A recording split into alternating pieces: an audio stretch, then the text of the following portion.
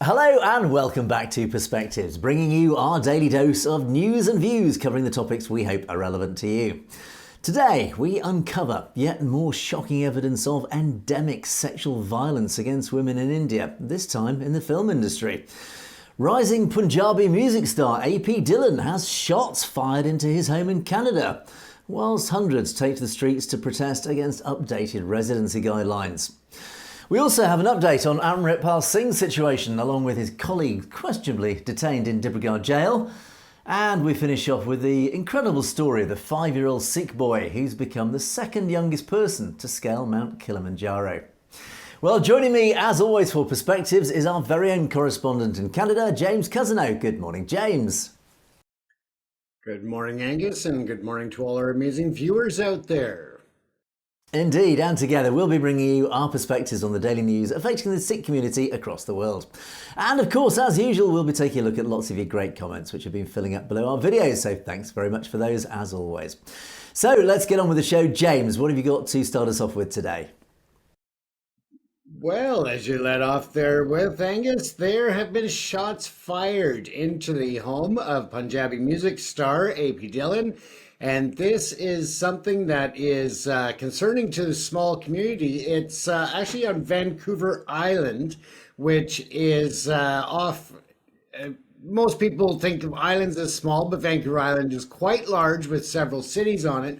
And Colwood being quite a small town, it's really shocked the community there. Now, as we've got the visual up on the screen here, you can see that not only were there shots fired into his home, but 2 vehicles that were in the driveway were also set on fire.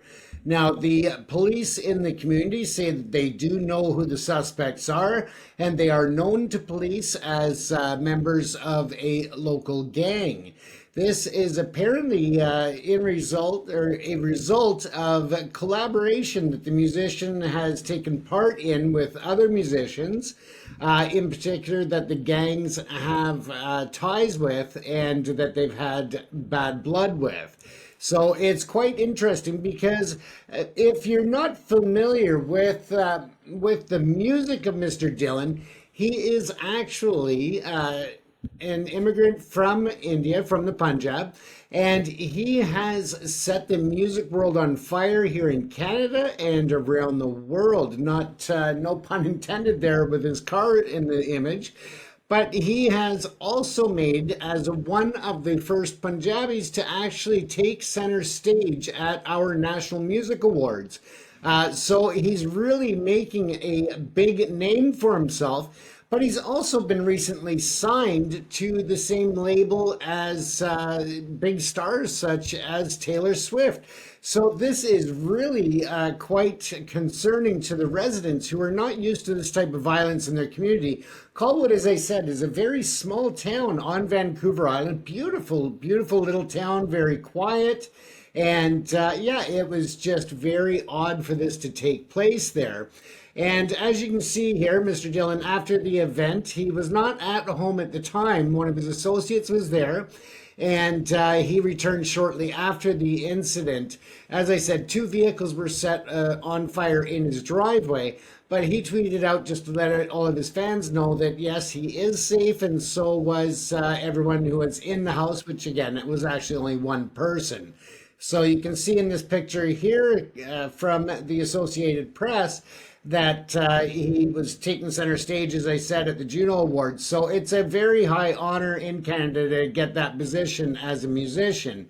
Now, as I said, Superintendent Todd Preston said on Monday morning that the suspects are known to the police, and went on to further say, to the best of his knowledge, it was a targeted gang related type of crime. And he couldn't give any more details because it's an ongoing investigation. Kobayashi called it a shocking and atrocious incident. We have a very low crime rate. The home is owned by Amritpal Singh Dhillon, who purchased it in June 2022 for $1.475 million. That's Canadian dollars. So It's, yeah, as I said, it's something that's really shocked the community. He was a student at the local high school in Victoria, so he has ties to the community and is known there. As I said, he's joined up with Universal Music, so it is a very large label with an international reach. And what really brought them to him is they're trying to reach out with their catalog to bring on more international exposure. And Mr. Dhillon definitely has that because he brings a big fan base to the record label from around the globe. So this is, again, shocking to most people in the community and also into the province. So we don't see a lot of that type of activity going on to large musicians and large entertainers. It's just something that's really different than the norm, that's for sure. And as I said, it's such a small community that it really had an impact and worried quite a few people in that area. So with that, I guess with some of the rap music, he's keeping the stereotype alive about the gangster rap image. And but again, fortunately, nobody was hurt there, Angus. But two vehicles were, as you can see, just a melted pile in the driveway. Yeah, I mean, immediately one rushes to the sort of the worry: is this more transnational repression? It does appear, hopefully, if that's the right word, that it is simple gang-based violence. I know very little about the rap community and what goes on, but clearly it is associated. I know certainly here in Europe, the rap community is associated with gangs and gang violence. There's all sorts of shenanigans, let's call them, that go on in that sort of world. And clearly there is a link here. So I think the relief, if nothing else, is it does seem to be simple gang-related violence rather than something a little bit more sinister and targeted transnational repression from somewhere higher up. We don't know for sure, but it does say, I think in that article, it does give some sort of motive where this gang, and interestingly, it is an Indian-based gang behind the shooting who have claimed responsibility. And I think the reason they gave for the shooting, according to that article, was because of his collaboration, Dhillon's collaboration with a well-known Bollywood actor. Was it Salman Khan? And I think this particular gang, has some sort of problem with Khan, whatever that may be. So yeah, I think the take from this is, well, let us hope that it is merely just a letting off steam, let's put it euphemistically, of a gang that's pretty upset with Mr. Dhillon. And let's hope it is nothing more sinister than that. It is, and it's an interesting societal offshoot as well. That, of course, people from relatively poorer backgrounds who get involved in these sorts of gang situations, who then make it big in music. Of course, there's a huge amount of money in rap, and these people do find themselves catapulted from their, should we say, their poor roots into higher society, and they end up buying these amazing houses in these very wealthy neighbourhoods. But of course they can't leave their past and their societal background behind. And of course that does tend to follow them. So of course, unfortunately, Mr. Dhillon's neighbours, who are probably a little more genteel in their living standards, are not quite used to guns being fired in their locality. So of course it does sit rather anomalously, or it does sit a little bit strangely in their lifestyle. So yeah, this is where two worlds meet rather uncomfortably. But yeah, James, I think the relief there is hopefully this is not any manifestation of transnational repression. Yeah, and it does seem that it has to do with the collaboration, as you stated. There's been no mention of Mr. Dhillon's involvement in the gangs, but only because he had performed with that other entertainer that it ruffled some feathers, that he has some issues. The actor and entertainer there had some issues with the gangs over in Mumbai as well, where his house was shot up last April. So again, it seems to be just wrong place at the wrong time with the wrong people. Indeed, but we must not forget that, of course, smile about is that nobody was hurt. So Yeah, so we mustn't forget that, of course, the Indian intelligence agencies are known and are believed to use these gangs to perpetrate their transnational repressions. That's why immediately we mustn't dismiss it. It's not impossible that there could have been a quiet word saying, yeah, this guy, he's a Sikh, he's from the Punjab. It would do us a favour as an intelligence agency if you at least give him a scare. So who knows? Who knows? yeah, absolutely, Angus. Anything's possible these days. We've seen it, and I'm sure, unfortunately, we'll see it again. So with that, though, we'll move along. There's been some major changes in the permitting program for people who are finishing their degrees. Now, it had previously almost guaranteed a lot of people the opportunity to stay in Canada and get their what they call a provincial nomination program. And that essentially, if you finished a master's degree or a different area in what they call the STEM master students, so that would be science, technology, and other areas that were of high need in Canada for the work pool, then you would have a much easier access to getting your residency here. Now, what's happened is that the government of Canada is trying to cut down on the rush of people applying as foreign students coming to Canada. And this has been because there's over enrollment, and especially by some of the for-profit, less reputable schools in the country, where they're signing up students and they don't have the places for them when they arrive. So there's really been a cut down and a cut back on the numbers of people who are allowed to come into the country under education and school visas. And this here goes a step further. So when they do finish their degrees, they're not guaranteed any type of placement. And again, that's the government trying to crack down on these scrupulous people who are trying to use that as a selling point to get students to apply through these programs. So again, it just opens up the field a bit more to be a bit more equal for all that are coming, because not all of the students are guaranteed their placement in the program. So again, it's the science, technology, engineering, mathematics program, and that's what STEM is for. And they're not automatically eligible for that nomination program. So now they need to actually have a year of work experience here in Canada, which they can still get. That's not a difficult thing for them now. But it allows to ensure that they meet the standards for the proficiency in the associated trade or technology, or the industry that they're going for, but also that they meet language proficiency and other things like that. So it's not pushing everybody out, but it is balancing the field a bit and also taking that immediacy away from the hands of the criminal element or the less than reputable schools and so forth, when people are coming here and then end up with absolutely no placement in the schools and reduced opportunities. And of course, we've seen this happen, and it's just heartbreaking to see people who have that opportunity to make their lives better. Their parents have struggled to make that happen for them, only to show up and find out that the education is not at all what it was purported to be when it comes to these overseas schools, the registrations and these agencies in China, India, and elsewhere. So, of course, there were a lot of the Indian population as well as the Chinese population that have been standing up against this. They don't think it's fair because it's been brought in very swiftly, and it is not allowing any type of grace period for those who are just finishing up their degrees.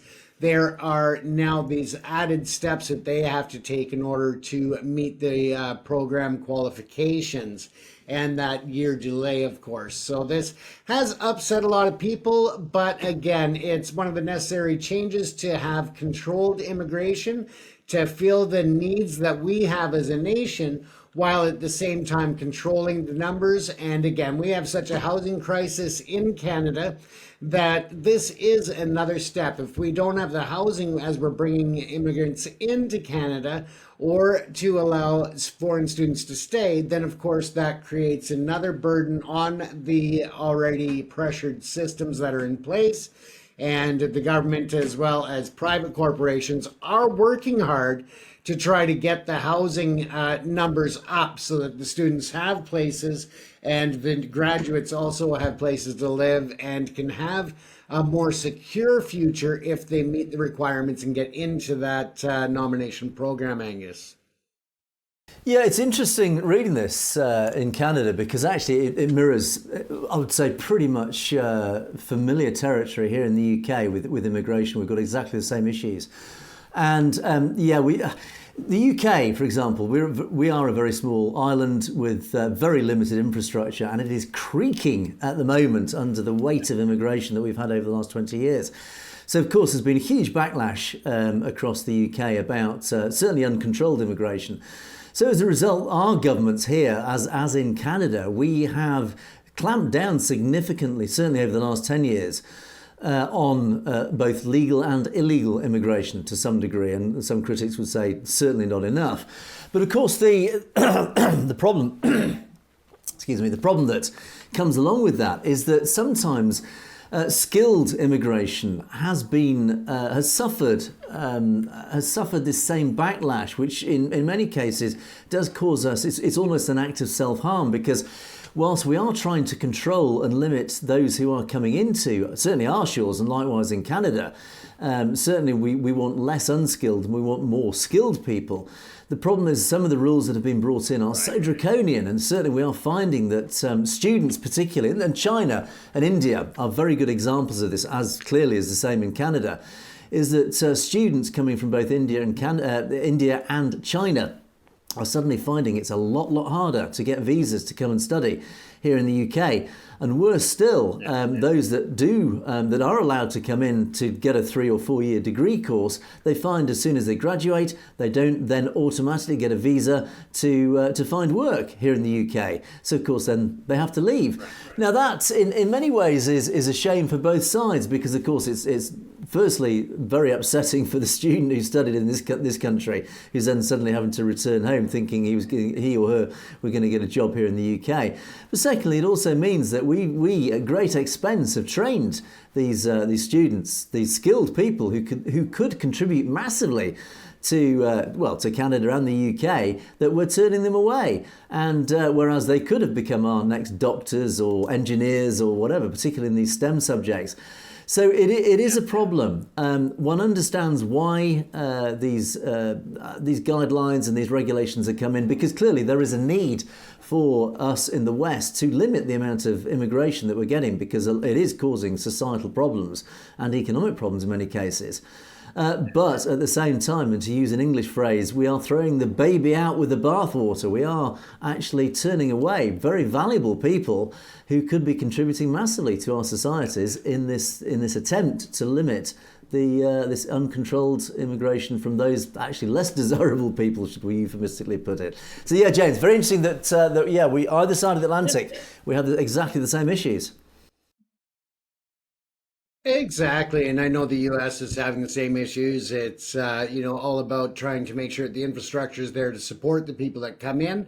The STEM program, with the resulting program changes, have seen protests all across Canada. It's not just isolated to British Columbia, but the STEM program itself only impacts about 4 to 5% of the foreign student population.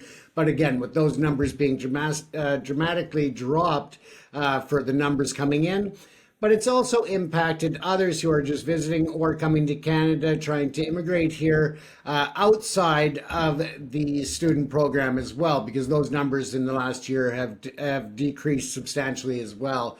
And Canada is really tightening up on the numbers to say, okay, let's regroup, let's get our house in order before we open up the doors too much further, because otherwise we're just setting up communities and the new Canadians to failure, and we don't want to see that. Yeah, and of course the problem that I think you have in Canada as much as we do here, and certainly in the States, is that there are enough criminals out there who are using loopholes and nefarious means to bring in people, to attract immigrants into our countries by offering these these loopholes around the system, and all they're doing is they're abusing the system, and of course the reaction to that is our government's clamped down even further, so it's actually exacerbating an already difficult problem. So. Yeah, we'll keep an eye on that one. Okay, let's move on to my first story. Yeah, so James, we've talked a lot. We talked a lot about the film industry over the last show or two, and we've also talked a lot over the last few weeks about sexual violence and assaults against women, and this endemic problem that seems to be a real issue in India.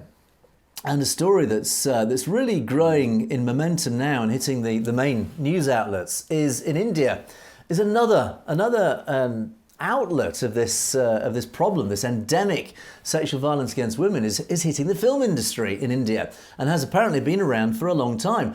Now, I would preface this by saying that, of course, it's happened here in the West. We do know, and it's been highly publicised, the likes of Harvey Weinstein, and he's not the only one. There are many, many men in the industry who for decades have taken advantage of women. And clearly this has spread, or has been endemic also in the Indian film industry. And in the latest news article about this, a lot's been uncovered, and a lot has come out of the woodwork over the last few weeks. And for example, there's one Indian actress, Srilekha Mitra, who has come out publicly about her experiences, and she said that she was recently, or some time ago, was terrified for her own safety in the industry. She remembers, as she quotes, pushing chairs and a sofa against her hotel door after she said an award-winning veteran director sexually harassed her. And she's waited 15 years to speak out. She's been too scared to speak out about this incident. But she said it was one of several cases that have exposed this dark underbelly. And this isn't Bollywood, this is Mollywood, as it's called, which is actually the Malayalam language film industry that's based primarily around Kerala in southern India. And she said that her revelation was spurred by an explosive government report that has recently documented widespread sexual harassment in the industry that, of course, is unsurprisingly dominated by these powerful and wealthy men. And these men believe that an actress willing to kiss on screen would, of course, then kiss them in real life. There is this sort of misogynistic streak running through these powerful and wealthy men. And I would say again that this is certainly not limited to Mollywood. This is clearly across the Western film industry as well, or certainly was in the past. And so Mitra talked about her experience. She said she was invited to a gathering at this director's house where she said she was lured into his room for a phone call with a cinematographer. And she described these events back in 2009 when she was 36. So again, she was a mature woman when this happened. And she described how the assault started with just simply playing with her hair and neck, and then, of course, was clearly going to go further. And she said enough was enough, and she fled the scene. But her case and close to a dozen others have triggered this Me Too reckoning in the industry. And of course, this Me Too movement started out in Hollywood and has fortunately spread across to India as well, which has encouraged women in India to speak out, to say, me too, I too was a subject to this sexual harassment. And at least 10 prominent figures have been accused under this Me Too movement. And the Kerala-based Mollywood is known for critically acclaimed movies with strong and progressive themes. It's a change from those big song and dance numbers that come out of Bollywood, India's giant Hindi language film industry based in Mumbai. And the industry is prolific. It produces up to 200 films a year. And it's loved not only by southern India's 37 Malayalam speakers, but it's also dubbed and streamed across the rest of India. So it's deeply popular. And of course, it spreads across internationally. And the films produced by Mollywood have won several awards, including the 1999 satire Marana Simhasanam, excuse my pronunciation, which translates as Throne of Death, which was a winner of the Camera d'Or at Cannes, at the Cannes Festival. And this year's Manjamel Boys, a survival thriller, took $29 million at the box office. And this has been the highest grossing Malayalam movie ever. and indeed the 5th most successful in India this year. So this is not a small industry that's coming out of Kerala. So this industry report, this explosive industry report, was released a couple of weeks ago. And it said that female actors are facing this widespread worst evil of sexual harassment. The report was released by the HEMA committee, headed by a former High Court judge, and it was set up after a leading Malayalam actress reported that she was assaulted in 2017. And of course, this has since opened those floodgates. And Gopala Krishnan Padmanabhan, a prominent Malayalam actor, better known by his stage name Dileep, was arrested for allegedly orchestrating that particular assault, and he's been in prison for 3 months before being released on bail. So action is now being taken against these powerful men. But of course, this release of the report has opened discussions on the wider issue of chronic violence against women, encouraging people like Mitra to speak out in public for the first time. It is said that women who considered speaking out about sexual assault were silenced by threats on their lives and to their families. So these powerful people, these powerful figures who were the perpetrators of these assaults, have effectively threatened their victims into silence. So this goes deeper into quite sinister territory. And award-winning actress Parvathy Tiruvathu, a member of the campaign group Women in Cinema Collective, called the investigation a game changer and a historic moment. And allegations of abuse in Indian cinema, of course, are not new. It witnessed a wave about 6 years ago, back in 2018. That was shortly after the 2017 Me Too movement erupted in Hollywood. And that was the Harvey Weinstein figure and the story that we talked about. And it also, importantly, it's not just a simple individual to individual complaint anymore. It's actually about basically a systemic structure. It's a systemic failure in the industry that is failing women. And then since that report was released, several top actors have now been accused, and the Association of Malayalam Movie Artists was actually dissolved following the resignation of its chief on what it called moral grounds, with some of its members amongst the accused. And of course, Ranjith Balakrishnan, the chairman of the state's Film Academy, has also quit in the aftermath of this. So, James, it is clear we've talked about this endemic problem in India.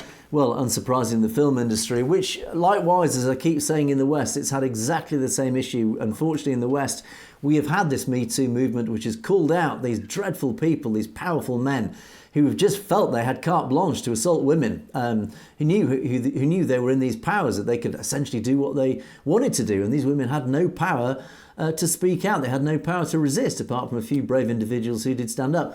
Clearly, this has happened in the Indian film industry. Thank heavens that people are now finding and uncovering these dreadful stories, and these dreadful predators, these men, are going to have to think twice in future. Yeah, and it's, as you said, it's something that's happening in the film industry around the world. It's, where there's power and money, there's going to be abuse. So we, as a program here, can only encourage the viewers out there that if you've suffered at the hands of another individual, that you speak out and get yourself assistance, get yourself help, and just get yourself some mental health support if that's happened to you within this industry or any other. So, but it's great to see that people are stepping forward and putting an end to this type of behavior, because it wasn't acceptable 50 years ago, and it sure as hell is not acceptable now. Yeah, and unfortunately, we do report a lot about this sexual violence in India, and it has taken many forms, and not least that dreadful murder and rape of that doctor recently, which hit the headlines. And we've talked about a cultural change that needs to happen in India. So I think more of this that is called out, whether it is Mollywood, whether it's Bollywood, whether it is in the medical profession, wherever, but the more this is called out, the more that the issue is highlighted. And the young, particularly, are educated that it is not right. It is not okay to treat women in any negative light. They are not there for your simple abuse. Particularly if you are a powerful individual, they are there to be respected and treated as equals. And fortunately, it does appear that the movement, there is a slow but very sure cultural shift across India, which is an encouraging sign. Okay, let's move on to my second story, an update on Amritpal Singh. Now, Amritpal, along with many of his colleagues, reside in Dibrugarh jail over in Assam, and have done for over a year under very questionable charges under the National Security Act. Again, this very questionable piece of deeply undemocratic legislation brought in by the Indian government, along with several other pieces of legislation, not least the Unlawful Activities Prevention Act, another one that's worth naming. But Amritpal Singh, he resides in jail. He still awaits trial. And of course, his legal team have been very active in holding the government to account, saying, why is Amritpal and his colleagues still in jail? Why was his detention extended by at least 3 months and extended further? And they have lodged another appeal to the New Delhi courts. And Central and Punjab governments have now submitted its reply to the Punjab and Haryana High Court in response to this petition that was filed by Amritpal and Kador Sahib MP Amritpal Singh's legal team. And the government have tried to justify their extension of his detention under the NSA. But apparently it's reported that this reply has failed in the court, and that questions are now being raised legally within the court. But under the NSA, Amritpal Singh and his 9 colleagues are lodged in Dibrugarh. And a day before recently held parliamentary elections, the government, of course, as I reported, extended his detention by, well, they claim 1 year, but at the time it was 3 months, and I believe it has been extended by another 3 months. And of course, this extension ignited human rights bodies around the world who termed it a violation of basic human rights. Now, the petition that was filed by Amritpal's legal team challenged this detention on several grounds. But the government defending its move, the Centre and Punjab governments claimed that Amritpal Singh remained in contact with separatists from the jail. So their whole crux of their defence of why they extended his detention was that Amritpal and his colleagues are in touch, they are communicating with other separatists. However, they did fail to prove illegitimacy in contacting these separatists. So it's all getting very legal, this. And his representative said that Sikhs are demanding a separate nation. Amritpal's representatives are claiming that Sikhs are demanding a separate nation peacefully and democratically. They're not violating law and order, so actually there is no crime in contacting these so-called separatists. And of course, being a separatist itself is not actually a crime in an alleged democratic state. In the petition filed by his counsels, and he's got two main counsellors acting on his behalf, Amarjit Mohan Singh Chauhan and Arushi Garg. They argued that his detention under the NSA is illegal and should, of course, therefore be nullified. And the petition claimed that his right to life and liberty has, unsurprisingly, been violated. It's been severely violated, describing his detention as unusual and cruel due to the prolonged use of the Preventive Detention Act and his placement far from Punjab, approximately 2,600 kilometres away, requiring almost 4 days of travel by train or car. And of course, his wife, Kirandeep, has had to, who originally was based in the Punjab, she had to travel once a week, 2,500 kilometres to visit her husband for an hour a day. That's all she was allowed, and then travel 2,500 kilometres back. You imagine newly married wife having to do that once a week and how much that costs. Anyway, she, of course, has had no choice but to relocate herself and has now had to find accommodation in Assam near Dibrugarh so she can just simply visit her husband. So, of course, the impact on Amritpal's family and his nearest and dearest is huge. It's very significant. So, his legal team contend that his detention is solely punitive for his vocal criticism of the state and central governments, a right he asserts is democratic. So they are actually basically saying, in legal terms, to translate into basic language, is saying, look, the government, you're only detaining him because he's holding you to account, he's criticising you. That is not democratic. You cannot just simply, on a whim, detain in jail without trial somebody for criticising you as a government. That is basically their legal assertion. The petition also points out that the detention grounds are based on social media posts by various individuals worldwide, which, according to Singh, do not significantly impact Punjab or India's security. So again, they're saying, look, these posts by these separatists are not even in India's shores. They're on social media overseas. So why are you taking it out on Amritpal Singh? So again, it holds into question this whole detention and the legal grounding of this detention. And the plea argues that the grounds for detention are irrelevant and extraneous to the purpose of preventive detention. It highlights that the petitioner is being detained based on social media activities by others against whom no action is taken. If any of the provided grounds are deemed irrelevant, the detention order can be contested as the detaining authorities' satisfaction would be undermined. So it's all very legal, but basically it is saying, look, Amritpal Singh is guilty of nothing. Others might be guilty of something, but you're not chasing them, and you're simply taking it out by holding Amritpal Singh in jail, clearly because he is a threat to your governance, politically speaking and democratically speaking. And additionally, Amritpal Singh argues that the Amritsar district magistrate lacked the authority to issue orders under the NSA concerning India's security, a power reserved for the central or state governments. So again, it's a legal technicality, but his legal team is saying that the district magistrate didn't have the power to detain him under the NSA. That can only come from central or state governments. Unfortunately, I would say, well, it's likely that original order came from the central or state government, from Narendra Modi himself, because clearly they see Amritpal Singh and his supporters, his massive majority of supporters, I might add, he's now elected member of the Lok Sabha, they are a clear present threat to Narendra Modi's governance because they stand up for those in the Punjab who want to break away from India. And Narendra Modi is living in fear of that happening. So James, his legal team are moving heaven and earth to free Amritpal and his colleagues. It's very clear they have many, many solid legal grounds to do so. I have no doubt that the BJP, the RSS and Narendra Modi will do everything in their power to try and keep him in jail, despite the fact it is undemocratic and it is clearly illegal. And we've seen Mr. Modi for many a times being involved in questionable actions, but keeping himself at an arm's length so that he has that plausible deniability when it comes to being directly responsible. But the time has come and gone. They need to release him. They need to allow him to represent the people who put him in office, or, should have put him in office. Instead, he got put in a jail cell. So, the time has come that they need to release him and let him get on with business to represent those who need him to take the leadership role and to lead them forward and out of a lot of the struggles they're having in that area.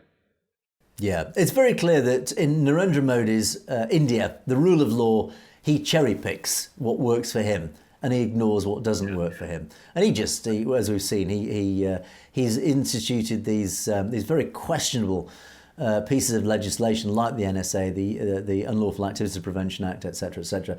And he just uses those, and they are worded deliberately, loosely, so that he basically, on a whim, can imprison any political opponent that he wishes. It's very easy to trump up charges. And clearly, certainly as in Amritpal's case and many others like him, Jagtar Singh Johal, another classic case in point, who's been in prison for over 6 years now. Clearly, the rule of law is just not enacted in any normal democratic way in Narendra Modi's India. It's appalling, and we will continue to highlight this as much and as often as we can. Yeah, and it's funny you touch on that, Angus, because a lot of people in the West just don't. I don't think they really comprehend how a government such as India can do these things within the courts and use that justice system in their favor. It's something that just doesn't happen at the same level or the same regard in the Western countries. So it's hard sometimes for us to look at it and say, well, they said that he did it and he's in jail, so he must have done something, and that's the way we look at it from the West. So it's really hard sometimes to comprehend just why he's there, and there really is no reason, and it's tough to look at as a democracy. So yeah, I think that's a very good point, James, because of course most people in the West see Narendra Modi shaking hands with Biden, with Rishi Sunak, with our leaders Trudeau, etc., And of course, they then naturally assume, oh, Narendra Modi must be all right. India must be okay. It must follow the rule of law. It's a democracy after all. That's the perception, because of course we see it from our comfortable television screens here in the West, in our democratic West. So we assume that Narendra Modi presides over a nation that follows the rule of law. Little knowing that, of course, he presides over a nation that has regular torture cells, that every police station has a torture cell, that the police torture their prisoners, that people like Jagtar Singh Johel, Amritpal Singh, etc., are detained without trial for literally years on end. There is no real democratic rule of law in India, yet our perception is quite the opposite, as you say, James. It is up to people like us to try and spread the truth. And of course, the human rights organisations, which do such a solid job in trying to bring issues like this to the world's attention. And of course, the Hindutva army do their very best to bury that sort of news or try and smear it or undermine its credibility. But the reality, as we all know, is very different. India is more akin to a banana republic at times than any Western democracy. So, okay, let us move on to our final story. And it's a good news story, and it's a very lovely story, this. It is a story, it happened recently, a couple of weeks ago. A Punjab-based 5-year-old boy, a little lad called Tegbir Singh, has just achieved a remarkable milestone by becoming the world's second youngest to scale Africa's highest peak, Mount Kilimanjaro in Tanzania. And this mountain is just under 20,000 feet. It's a very, very significant achievement, this. Now, young Singh hails from Ropar town of Punjab, and he started the trek to Kilimanjaro in the middle of August, and he walked all along the way to reach the Uhuru Peak, highest point of the mountain, on the 23rd of August.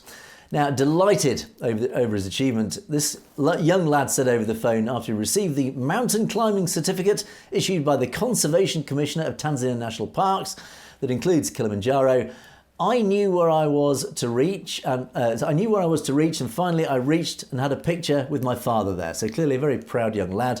And the real particular interest, he said, I was told to enchant Waheguru on being tired, and I did that. It helped me scale the summit. So clearly his Sikh background, his Sikh belief was what psychologically drove him and motivated him to get to that summit.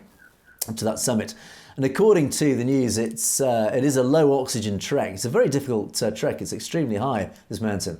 And one needs preparation to tackle problems associated with altitude sickness. However, conquering these challenges, he finally reached the summit, the temperature which on the summit can reach minus 10 degrees.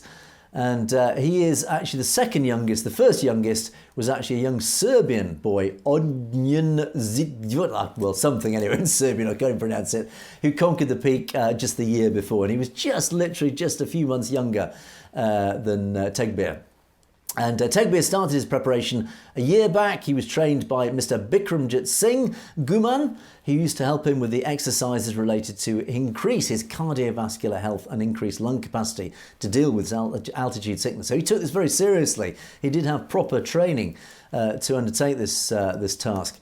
And he used to go on weekly treks with his father, and he was coached on different hilly locations.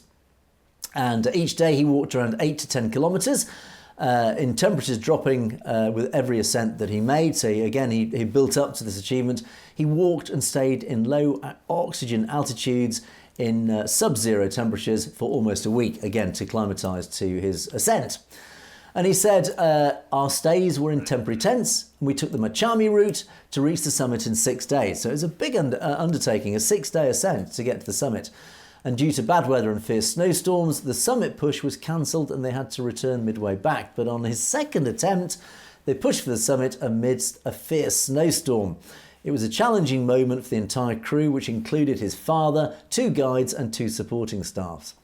And prior to this, Tegbir had completed the Mount Everest base camp trek in April earlier this year. So again, in preparation for his trek, he reached Mount Everest's base camp. His mother, Dr. Manpreet Kaur, is a gynaecologist, and she said diet played a very major role in his journey, and he followed a strict diet schedule as laid out by his coach. So clearly a very well prepared, very well trained, a very well supported young man. A great achievement. Well done to Tegbir. That is no mean feat to reach the summit of Kilimanjaro. And at 5 years old, I think I was struggling to get up the stairs, James. Never mind the summit of Mount Kilimanjaro. Just amazing. That's just a great story, and congratulations to the young man and to his family for I mean, 5 years old and they've led him up the mountain. And can you imagine what he's going to achieve in life? There's going to be no mountain high enough, as the old song says, Angus. Well, indeed, as we've said on many occasions, they build them tough in northwestern India, particularly in the Punjab. So, well done to young Tegbir. Yeah. Right, on that happy note, let's move on to our comments section. And slightly light on the comments today because, of course, with our absence, we didn't have many shows last week, of course. So, anyway, with our show, US Government with the Farmers, we did have a lot of comments after this one. And this was after the report that the US Embassy had invited the farmers' leaders into tea, as they call it, but clearly a very in-depth, very secretive meeting, essentially between the US government and the farmers' leaders of the Punjab to discuss who knows what. And it did, of course, at the time ignite the right wing, particularly on social media, who were up in arms about this and really unhappy about this meeting. And the US government defended it, and the embassy defended it by saying, actually, it was just a simple discussion because US corporate America is looking at investing in the agricultural sector in the Punjab. And of course, the Punjab being the breadbasket of India, it is potentially a huge market for these big industrial corporations, agricultural corporations in America, to help the Punjab grow greater crop yields. Now, user SG something or other said the majority of the farmers' leaders have sold themselves to the Indian government. So I don't know if this meeting is going to make any difference. Now, this is an interesting comment because I didn't know this. One wonders, actually, and one wonders if there is a two-tier situation going on here, which certainly is, I would say, is reflected across agriculture, across certainly the Western world, is that we have the what I would call the ordinary farmers who struggle and fight very hard to make a living off the land. And then, of course, we have the corporate farms, the corporate farmers who own vast swathes, thousands, if not hundreds of thousands of acres of land that they farm on an industrial scale. And of course, they are essentially owned by either very wealthy individuals or more usually the case is the corporations own these huge farms, particularly in the US, we know this. And Bill Gates actually is a good case in point. A massive landowner, a massive farm owner in the US. He's buying up millions of acres in the US to farm on an industrial scale. On very questionable grounds, I might add. And one wonders then, from this comment here, James, I wonder then if in the Punjab, and maybe others can enlighten this if you are in the Punjab and have a better insight into this, maybe in the Punjab, maybe there is this two-tier system where there are the larger landowners, the big farmers' leaders, let's say, who are working in cahoots with New Delhi. Maybe they are in cahoots with New Delhi. Maybe they themselves don't actually represent those on the ground, the more traditional Sikhs, the Punjabis, who are farming, who are making a living on the smaller farms across the Punjab. So, James, I wonder, maybe, I say we have it in the West, particularly with the corporations, this two-tier style of farming. Absolutely. It's the style of farming, but it's also the regulations and the way that the large corporations find their way around the different regulations, the different laws, and the way that they're able to bend them in their favor for corporate greed, as opposed to the small farmers who get stuck actually following the regulations and laws, and of course absorbing all of the cost that's associated with doing so. So, you see a lot of the corporate giants just working their way around the regulations, the smaller farmers getting caught up in it and paying the price. So it's very interesting. Yeah, I think, again, that's a good point, because I think that links to the other story we mentioned yesterday, which, of course, is the problem of the chemicals, the pesticides, insecticides and fertilizers that are being used, that have been sprayed on these crops, and the impact that has on local society and the health. Punjab, as we reported yesterday, the cancer capital of India, primarily as a result of what is being poured onto these crops. And one wonders, as you rightly say, there is clearly, there will be a link, and I guess this is the case in the West just as much as in India.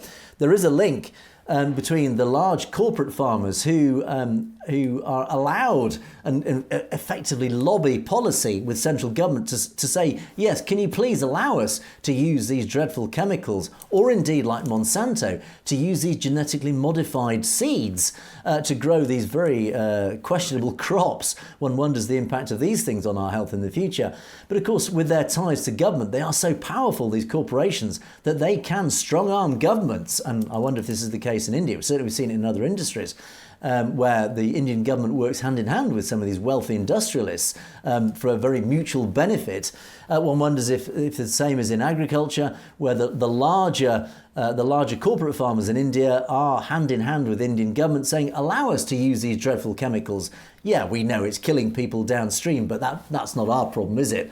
And maybe the government can turn a blind eye if you let us, because it increases our profitability, it increases our crop yields, and it increases our profitability. It doesn't matter that the downside it happens to be that the Punjab is now the cancer capital of India. So yeah, James, a good point. I wonder if that is a case in point. Let's have your comments from the audience. Let us know what your thoughts on that one.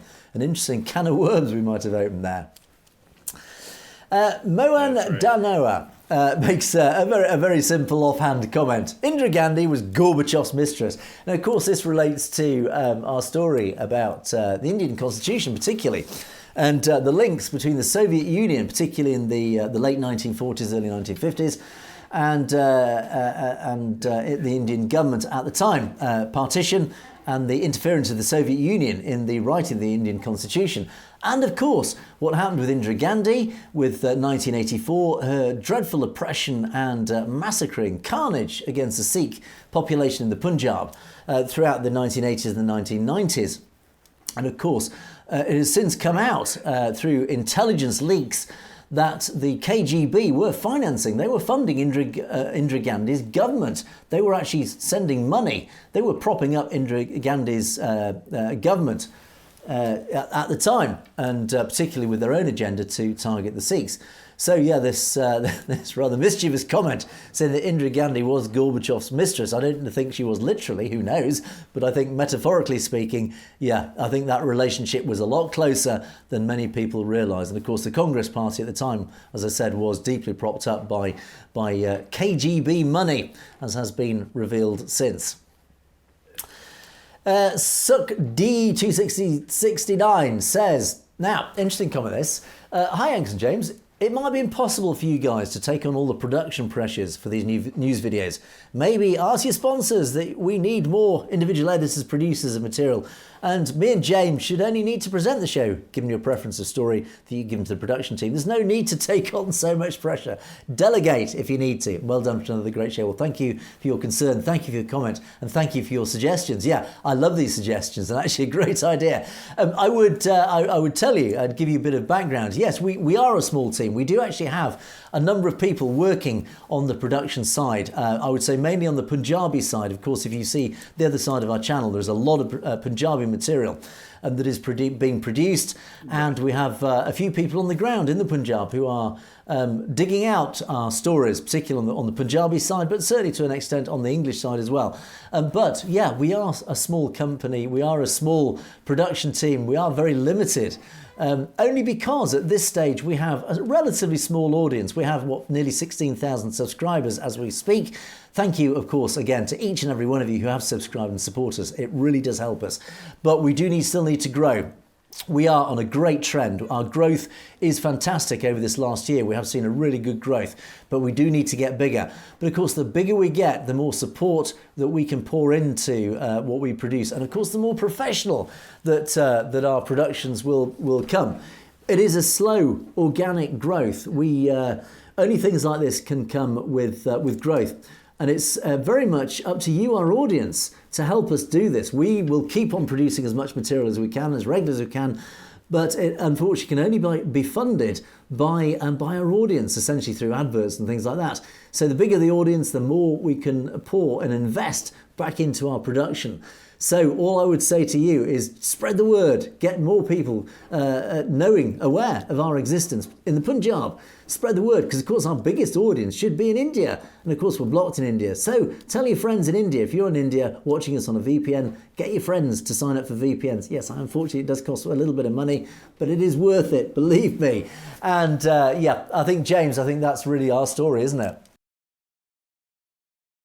It is, and we're working every day to make the production quality better, and we always love the feedback from the audience. So by all means, just share your comments with us and spread the word about the channel, about our show, and just know that you're a part of it here by your comments and your interaction with us. So thank you for being a part of our journey, and we look forward to growing and expanding as we move forward.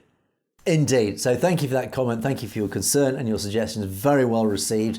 And that is actually what we're aiming to do. We are, at the moment, we are flat out full time producing the show every day, but it is worth it. And when we get great comments from our audience and really lovely comments about us being away and you missing us and welcoming us back, to each and every one of you that said that, thank you so much. It really does mean an awful lot for us, because we do pour our heart and soul into this show, and it is very much appreciated when you appreciate our efforts.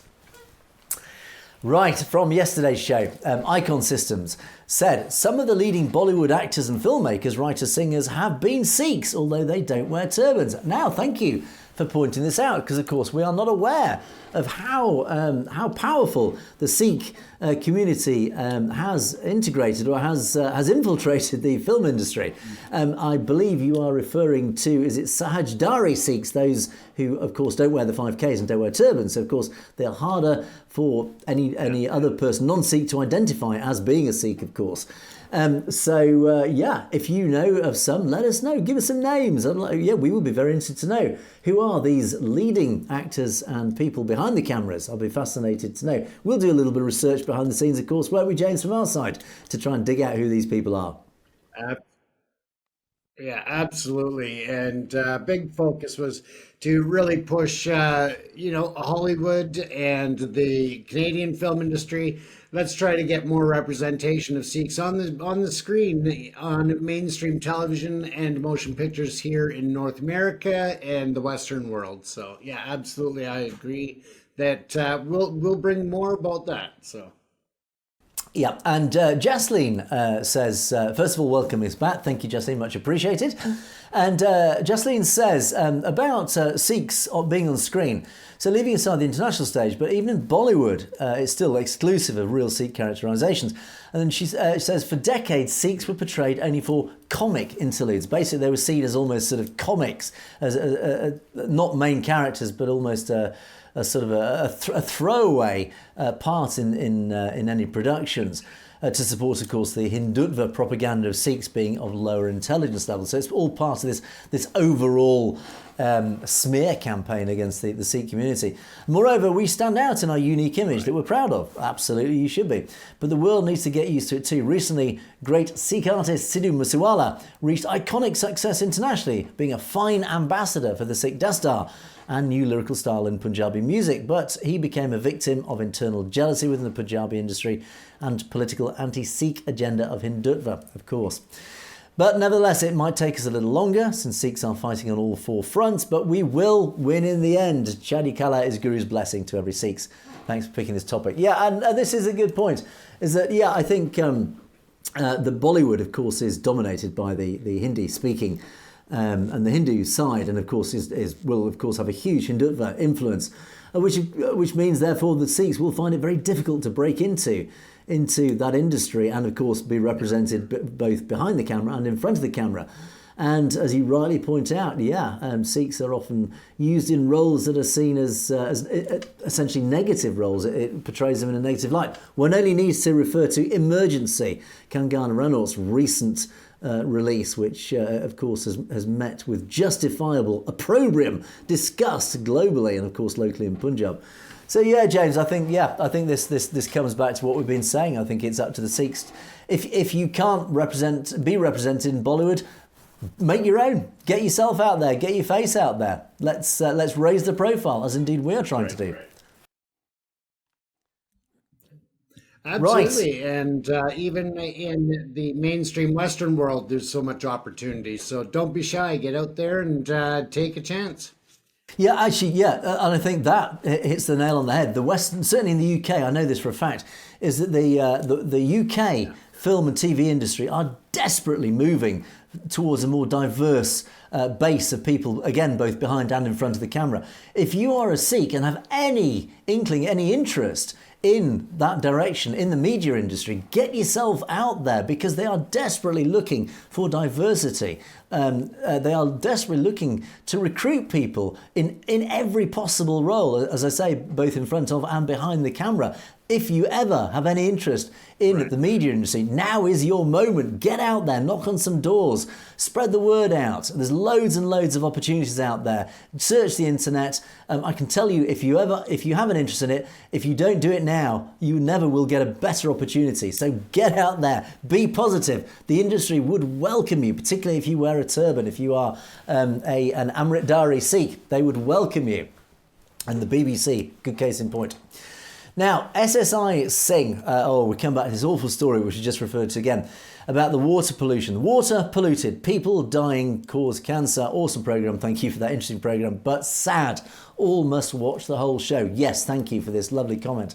Again, there's not much to say really beyond what we've already said today. It is a tragedy what's happening in the Punjab. It is a deep tragedy that these chemicals and these pesticides are allowed to enter the water courses feeding into the five rivers, particularly the Satluj River, and that the politicians must be held to account. Go join those protests. Go get your voice heard about this because people are dying. Of course, the young are dying. Children are having to drink this water. This is the water that they are relying on. It is full of chemicals. If this happened in the West, and it has happened in the past, but if it does happen, there is a massive outcry. The legal ramifications are massive. Companies literally go out of business if this even happens once here in the West. So you must have this happen in the Punjab, but it can only come from grassroots pressure, James. It has to come from the ground, doesn't it?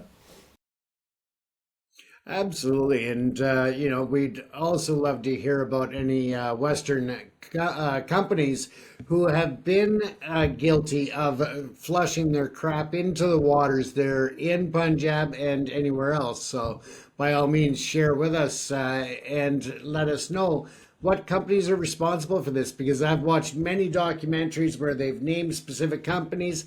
And I'd like to know if they've cleaned up their act or if they're still continuing to put lives at risk by just pumping the toxins into the water systems and the ecosystems that are being killed. It's just a disgusting way to treat the planet and to treat the people downstream who rely so much on that for substance and life. And actually, it reminds me, I'm going back a number of years and showing my age here, but the Union Carbide Bhopal disaster, and I forget the details, but I seem to recall hundreds, if not even thousands of people died. Again, it was a chemical spill or something. It was some nasty toxic fumes or something that escaped a factory, and it killed hundreds, if not thousands of people. It was massive. And I think that business, I can't remember if it was actually put out of business, but obviously it was kicked out of India as a result. But the Indian government didn't allow that to happen. So why is it allowing situations like this to happen in the Punjab? And I think the key there is the Punjab. It's clearly they don't care about the Punjab, but they will only care about the Punjab if the Punjab rises up and say, no, you cannot do this in our state. So again, it's got to come from the ground. So if you are in the Punjab, you've got to spread the word, get more and more people out in the streets. Otherwise, your water will continue to be poisoned by central government indirectly. And our final comment comes from Amritpal Singh. Hello, Mr. Scott and Mr. Cousineau. Hello to you. You guys are doing a great job. Well, thank you and well done. One humble request is please, sometime in the near future, try to discuss J. Johal's case. Hindu government never, and as well as British government, in my opinion, will never take this case or his case seriously. Please try one day. Thanks, K. Singh from Canada. Well, Kewal, I would say to you, I don't know if you are a regular visitor to our channel and watch our shows, and assuming you are referring to Jaggi, we talk about Jaggi's case on a very regular basis. I have a regular rant because I get extraordinarily angry about the fact that the British government have done absolutely nothing about Jagtar Singh Johal, who resides in jail after 6 years, over 6 years now, still remaining without trial. I again give regular updates on how the fact every time he appears in court is that the prosecution witnesses always fail to turn up, and his case is postponed yet again. I think there are 8 or 9 at least cases still ongoing about him, and every time it comes to trial is that for some reason the prosecution witnesses fail to attend. Why? We all know why. Is because they just want to keep him in prison indefinitely. It is a disgusting, outrageous, undemocratic travesty of justice. We rant about it regularly, Koal, and we will continue to raise it. Don't you worry, we have certainly not forgotten about him. We will raise it continually. Keep watching our show. And yeah, we have not forgotten Johal's case. Believe me, we will keep raising it. I am appalled at David Lammy, our current Foreign Secretary, who went to India only a couple of weeks ago. He claimed he raised Johal's case. Nothing, of course, has been said since about it. He was held to account when he returned back to the UK Parliament by the Conservative opposition, saying, well, why did you not raise it, or did you raise it, and what happened? And he gave a very sterile, meaningless response saying, yeah, I raised it, but that was it. And of course, more concerningly, as soon as David Lammy got into government as part of the current Labour administration under Keir Starmer, who Keir Starmer and David Lammy both said that Johal's detention was arbitrary. A key point, a key phrase. He was arbitrarily detained, which was supported by the United Nations, which basically means he was illegally detained, not under any rule of law. As soon as the Labour government got into government on July the 5th, I think it was, just over a month ago, David Lammy was interviewed by the BBC, by David Landale of the BBC, and he said, do you agree that Johal was arbitrarily detained? And Lammy refused to repeat that phrase, despite being pressed. He refused. So suddenly in government, he has changed his tune. He's changed his mind. Suddenly he's not arbitrarily detained. He refuses to use those words. Why? Good question. We don't know. Other than he has betrayed. His government, the Labour government, have betrayed not just Jagtar Singh Johal, but they have betrayed the Sikh community. Surprise, surprise. Yes, I'm having another rant because just to let you know, Koal Singh, we have not forgotten Mr. Johal. We will continue to remind our audience, but a wider audience as well. We will keep up the pressure, as everybody must do. Talk to your local representatives, your local democratic representatives, your MPs. Remind our government, if you're in the UK, tell our government they have to act on Johal. They cannot shake Narendra Modi's hand whilst Johal remains in detention illegally in India. Rant over. James. Oh, I'll leave that one with you, Angus. I know how riled up you get with that, so I don't like to interrupt you. Thank you very much indeed, James. Absolutely right. And on that ranting note, we must, of course, bring the show to a close, because yes, we are over time, unsurprisingly, as always. But you have been watching Perspectives. Please don't forget to keep those comments coming in. We do appreciate them. Send us all your thoughts, your opinions, educate us, correct us if we get anything wrong, or just let us know what you'd like to tell us. We do love to hear from you. You can, of course, email us directly at message@satlogetv.com if there is anything you'd like to send us directly that you don't want to put in the public comments. And just send them to us, and James and I do read those, of course, anything that comes in. But in the meantime, it is a goodbye from James. Stay safe, everyone. And it is a goodbye from me. We will see you next time. Thanks for watching.